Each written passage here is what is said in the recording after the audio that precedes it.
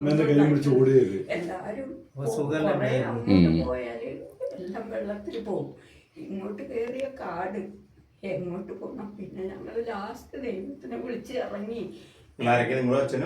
ഞാനും മോളുണ്ടായിരുന്നു അവിടെ. അപ്പൊ എല്ലാരും ചളിയിൽ ഇത്രയ്ക്കൊക്കെ താന്നു പോവുകയാണ്. ഇത് ഫസ്റ്റില് വന്നവര് നമ്മളെ വീടൊക്കെ പോകാതെ അങ്ങനെ നിൽക്കായിരുന്നു. ദൈവം നമ്മളതിൻ്റെ ഉള്ളിൽ നിന്ന് ഇറക്കാനുള്ള ഒരിതുണ്ടാക്കി. അങ്ങനെ ഇറങ്ങി അടുത്ത വീട്ടില് ഒരു സംസുക്കാന്ന് പറയുന്ന ആൾക്കാരുണ്ടായി. അവര് അച്ഛാമ്മ ഇങ്ങനെ വിളിക്കുന്നു. ഇതിന്റെ ഒച്ചയൊന്നും കേൾക്കില്ലല്ലേ? പെരുമഴ ഉണ്ടായിരുന്നില്ലേ? ഞാനും മോളും ഒക്കെ എങ്ങനെയൊക്കെയോ പിടിച്ച് അവരെ വീട്ടില് മതില് ചാടി ഞങ്ങൾ കേറിയിട്ട് നമ്മളവിടെ 10 മിനിറ്റ് നിന്നപ്പോ നമ്മളോട് ആരോ പറയുന്ന പോലെ ഇവിടെ നിക്കണ്ട, വേഗം ഇവിടുന്ന് ഷേപ്പ് നമ്മളോട് ആരോ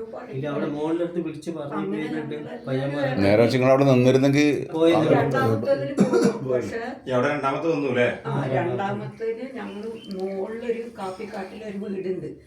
അവർക്ക് സോളാറുണ്ട്. ആ ഒരു വെളിച്ചത്തിലെല്ലാം കാണാം നമുക്ക്. അങ്ങനെ ഞങ്ങൾ താഴെ ഭാഗത്തിലുള്ളവരൊക്കെ 15 പേര് 20 പേരൊക്കെ കൂടിയിട്ട് നമ്മൾ മുകളിലോട്ട് ഓടി.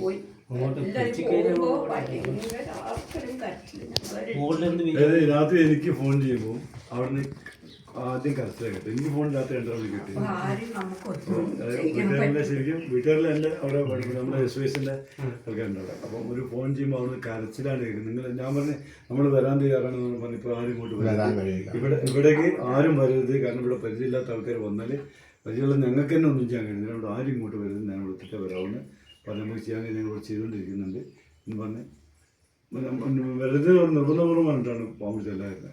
പിന്നെ പോയാലും കഴിയില്ലായിരുന്നു കേട്ടോ. കാരണം നമ്മൾ പ്രതീക്ഷിക്കുന്ന ഒരവസ്ഥയായിരുന്നില്ല. നമ്മുടെ മനസ്സിൽ നമ്മൾ കണ്ടതിനേക്കാളൊക്കെ ഒരു ഭയങ്കര ഭീകരതയായിരുന്നു. അന്നൊക്കെ എന്നാൽ ചുരമല ടൗൺ മൊത്തം ചെളി വന്ന് നിറഞ്ഞിട്ട് 2 ടൗണില്ല. അതായത് മുണ്ടക്കൈ എന്ന് പറഞ്ഞ ടൗൺ ഇല്ല. അത് പണ്ടൊരാൾ ഇങ്ങനെ ഓളം തട്ടി എടുത്തുകൊണ്ടതാണ് പോയിട്ട് കൂട്ടിക്കൊണ്ടുവന്ന വഴിയാണ് മുണ്ടക്കൈ ടൗൺ. ഒരു 35 വീടും 38 വീടും കിട്ടുന്നത്. 38 വീടും ആ ടൗണും കൂടെ പോയിട്ട് ഒന്ന് കൂട്ടിക്കോട്ട് പോകുന്നു. അതിലാണ് മറ്റേ കല്ലുണ്ടത്, വലിയ പള്ളിൻ്റെ മുമ്പിൽ കല്ലിരുന്നത്. അതാണ് നമ്മൾ പ്രതിയെ കാണിക്കുന്നത്. ആ കല്ല് അവിടെ പോയിരുന്നത് ഈ ഓളമിട്ടല്ല. ഞാനവിടെ ഇത് കഴിഞ്ഞിട്ട് ഒരു 6 ദിവസം കഴിഞ്ഞേക്ക് എനിക്ക് അവിടെ വരാൻ പറ്റി. ഞങ്ങളവിടെ കുറച്ച് പേര് വന്നിരുന്നു അന്നവിടെ ആ മേലക്കൊക്കെ പോയി. എന്താ കംപ്ലീറ്റ് പാറക്കെട്ട്. നിങ്ങളെ കുടുംബത്തിൽ നിന്ന് നിങ്ങളെ വീട്ടിൽ എത്ര പേരുണ്ടായിരുന്ന?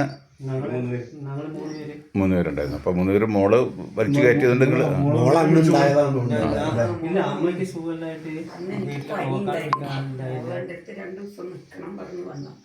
അപ്പൊ ഇവിടുന്ന് ജോലി കഴിഞ്ഞിട്ടാണ് അവളവിടെ സന്ധ്യയായി, നല്ല മഴയല്ലേ.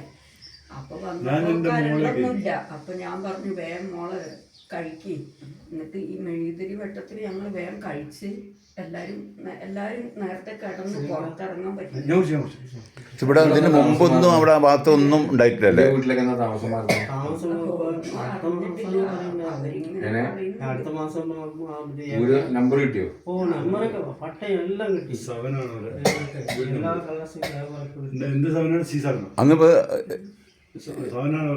അമ്മ അന്ന് അവിടെ അടുപ്പിച്ച് തലേദിവസമൊക്കെ മഴ ഉണ്ടായിരുന്നോ? 2-3 ദിവസം മഴ ഉണ്ടായിരുന്നു. എല്ലാ വർഷവും ഞങ്ങൾക്ക് മഴ വന്നാൽ എല്ലാ പേടിയാണല്ലേ? ഞങ്ങളോട് പറയും നിങ്ങൾ ഈ പുഴ സൈഡിലുള്ളവരൊക്കെ മാറി. പക്ഷെ എന്ത് വെള്ളം വന്നാലും നമ്മളവിടത്തേക്കൊന്നും ഇതുവരെ അങ്ങനെ വന്നിട്ടില്ല. നിങ്ങളിതിന്റെ പുഴയുടെ അങ്ങേ ഭാഗത്താണ്, ആ പള്ളിന്റെ ഒക്കെ ഭാഗത്ത്, പുഴയുടെ അങ്ങേ സൈഡല്ലേ? പട്ടയം കിട്ടിയിട്ടുണ്ടല്ലോ അല്ലേ? ചൂരമല ടൗണില് ഒരു പള്ളിയുണ്ട്. ആ പള്ളിയുടെ അടുത്ത് കൂടെ മേലോട്ട് റോഡിലാണ് പട്ടയം കിട്ടിയതാണ്. ശരിക്കും വെള്ളാർമല സ്കൂളുള്ളതുകൊണ്ടാണ് ചൂരമല ടൗൺ രക്ഷപ്പെട്ടത്. ആ സ്കൂളിന്റെ അവിടെ തടഞ്ഞു. ആ പുതിയ ബിൽഡിംഗ് ഇല്ലേ സാറേ, ആ പുതിയ ബിൽഡിംഗ് തടഞ്ഞത് കൊണ്ടതാണ് ഇപ്പൊ ഇത് ഓപ്പൺ ആയതാണത്. പഴയ ബിൽഡിങ്ങിലൊക്കെ പോയി. അതങ്ങോട്ട് അടിച്ച് കുത്തി കയറി വരികയാണെങ്കിൽ ഞങ്ങളെല്ലാവരും പോയിരുന്നു. അതിന്റെ ഇപ്പുറത്തൊരു അമ്പലമൊക്കെ ഉണ്ടായിരുന്നു, കംപ്ലീറ്റ് പോയി. അവിടെ ഒരു മരം മാത്രം, ആൽമരം മാത്രം നിൽക്കുന്നുണ്ട്. ബാക്കി മാത്രം ഉണ്ട് അവിടെ, മാത്രം അവിടെ ബാക്കി നിൽക്കുന്നുണ്ട്. എന്തായാലും പേപ്പറാണ് ഞങ്ങൾക്ക് ശരിയാക്കി തന്നിട്ടുണ്ട്. അതുവരെ വന്നാൽ എന്തായാലും താക്കോല് കൈമാറിയില്ല. താക്കോൽ കൈമാറിയില്ല. പണി കഴിയാത്തതുകൊണ്ട് താക്കോല് കൈമാറണം. എല്ലാം ശരിയാക്കി തന്നിട്ടുണ്ട്. റേഷൻ കാർഡും റേഷൻ കാർഡ്, ബാക്കിയെല്ലാം പട്ടയം, ആധാരം എല്ലാം ഉണ്ട്. എന്തായാലും നഷ്ടപ്പെട്ടു. ഇനിയിപ്പോൾ രക്ഷയൊന്നുമില്ല. ഇപ്പോൾ ഏതായാലും അവരെ സംബന്ധിച്ച് സ്പൂണ് പോലും ഒരു വീട്ടിലൊരു സ്പൂണുണ്ടല്ലോ അതുപോലെ. ഇപ്പൊ ഞാൻ സത്യത്തില് എനിക്ക് ഭയങ്കര ഒരു ഇത് അത്ഭുതം തോന്നിയ കാര്യമാണ്. ഇവരെന്നോട് പറയണേ, ഇവരെന്ന് പറഞ്ഞാൽ നമ്മുടെ ടീം പറഞ്ഞു മിക്സി ഇല്ല. അപ്പൊ നമ്മൾ അന്ന് വിചാരിച്ചു ഇവർക്ക് കുടിക്കാനെന്ന് കിട്ടണമല്ലോ, ഒരു മിക്സിയൊക്കെ നമ്മൾ ചോദിക്കുന്നത്.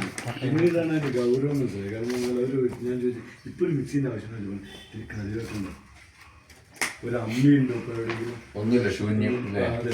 അപ്പോൾ നമ്മൾ ഇത്തിരി കറിവെക്കണ്ട, അതിനെക്കൊണ്ട് ഒരു മിക്സിയുടെ ആവശ്യം വലിയൊരു ഉപകാരമാണ്. അന്ന് 5 മിക്സി എനിക്കവിടെ കൊടുക്കാൻ വേണ്ടി 5 വീട്ടിൽ 5 മിക്സി കൊടുക്കാൻ വേണ്ടി. ഞാൻ പേരെന്തായാലും ഞാൻ അച്ഛന്ന് വിളിക്കുന്നോണ്ട് തമിഴ്നാടാണ്. ഞാൻ അവിടുത്തെ എസ്റ്റേറ്റ് ജോലിക്ക് വേണ്ടി വന്നതാണ്. എസ്റ്റേറ്റിൽ അവിടെ പ്രീ ടെക്നിക്കൽ കോഴ്സ് പഠിച്ചതാണ്. Diploma course first year theory മാത്രം പഠിച്ചതാണ്, പ്രാക്ടിക്കലിൽ പോയിട്ടില്ല. അപ്പോൾ ആ സമയം പിന്നെ അച്ഛനമ്മയും മരണപ്പെട്ടതുകൊണ്ട് നോക്കാൻ ആരും ഉണ്ടായില്ല. അപ്പോൾ അതുകൊണ്ട് അവിടുന്ന് സ്ഥലം വിട്ടതാണ്. അങ്ങനെ ഒരു ഡോക്ടറിനെ കൊണ്ടുവന്ന് ജോലിയൊക്കെ വന്നിട്ടുണ്ട്. ഇവിടെ തന്നെ കല്യാണം കഴിച്ചു. അങ്ങനെയാണ്. പിന്നെ ആരും തിരുച്ചിറാപ്പള്ളി GPD-യിലാണ് നമ്മൾ. എന്റെ മോളേക്ക് തലേന്ന് രാത്രി ഞായറാഴ്ച ഗവൺമെന്റ് അവിടെ നിർബന്ധപൂർവ്വം മാറ്റിയതാ എന്റെ വീട്ടിലെ. പൈസ തരുന്നുണ്ട്. നമ്മളവിടെ പോയി താമസിക്കുമ്പോൾ നമുക്ക് അവിടെയൊക്കെ എന്ന് പറഞ്ഞാൽ എന്ത് ജോലിക്ക് നമുക്ക് പോകാം. തൊഴിലുറപ്പും ഉണ്ടാവും, കാപ്പി എന്തെങ്കിലും പണിക്ക് പോവാം. ജോലിക്കൊക്കെ നമ്മൾ മാസം വർഷത്തിൽ ഒരു 100 പണിയുണ്ട്. ഇപ്പൊ നിലവിൽ സർക്കാരിന് ഒരു പ്രധാനപ്പെട്ട ഒരു വിഷയമാണ്. സർക്കാർ ഇപ്പം കൊടുക്കാൻ ആനുകൂല്യം കൊടുക്കുന്നുണ്ട്. ഒരു 300 രൂപ വെച്ചിട്ട് വർഷത്തെ അപ്പോൾ അതൊക്കെ കിട്ടുന്നു. ഇവിടെ എത്ര കിട്ടും നിങ്ങൾക്ക് പൈസ? 9 കൊണ്ട് 18 രൂപ കിട്ടും. 18,000 രൂപ. ഈ കൊല്ലം വാങ്ങിച്ചു വരണ്ടേ? ഇപ്പൊ ഇവിടെ ഒന്നുമില്ല, നമ്മ ഒന്നുമില്ല. വെള്ളം കുടിച്ചു, ഞങ്ങൾ കുടിച്ചു. ഇപ്പോൾ കുടിച്ചോളൂ. ഇതൊക്കെ അപ്പോ അങ്ങനെ കിട്ടുന്നുണ്ടല്ലോ. ഇനി ആ പൈസ കിട്ടാൻ വേണ്ട ഒന്നും വേണ്ട കേട്ടോ, മോളൊന്നും വേണ്ട. ഞാൻ സലീംക്ക വെറുതെ പറഞ്ഞ ഒന്നും വേണ്ട. സലീംക്ക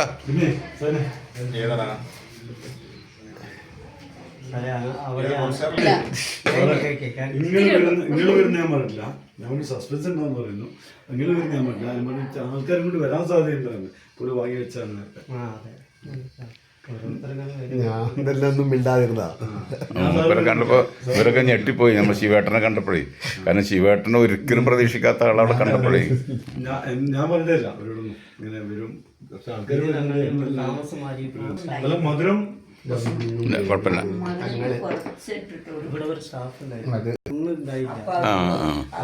വീട് വെച്ച് അവര് പോയി. അപ്പൊ അവര് പറഞ്ഞു പോകുന്നവര് ഇവിടെ അതൊരു ഉപകാരമായി. എല്ലാം പോയില്ലേ? അത് അതും കിട്ടിയില്ലല്ലേ സൈന? നമ്മളന്ന് വന്നപ്പോ അതും ഇല്ലല്ലേ, ഒന്നുമില്ലായിരുന്നല്ലേ? സലീംക്കാണ് ക്ലാസ് കൊണ്ട് തന്നത് വെള്ളം കുടിക്കാൻ.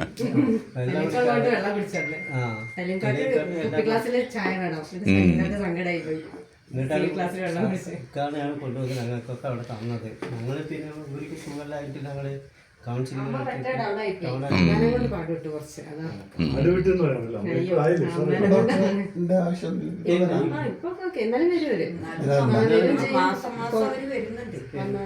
അതെ, നമ്മുടെ മനസ്സിന് ധൈര്യം കൊടുക്കുക. അവരോട് പോരാൻ കാരണം എന്താ വെച്ചാൽ വെള്ളത്തിന് മുമ്പ് തന്നെ